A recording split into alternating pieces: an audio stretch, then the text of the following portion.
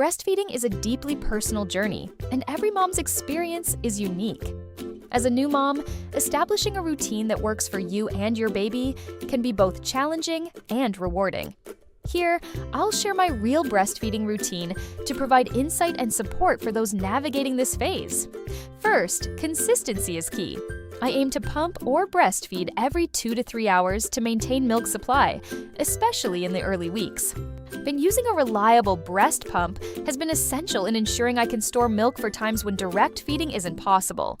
I also prioritize hydration and a nutrient-rich diet to support milk production. Creating a comfortable space for feeding or pumping is vital. A supportive chair, nursing pillow, and calming environment help make the experience smoother. Remember, it's okay to seek help from lactation consultants or support groups if needed. Breastfeeding is a journey. Embrace it with patience and self-care.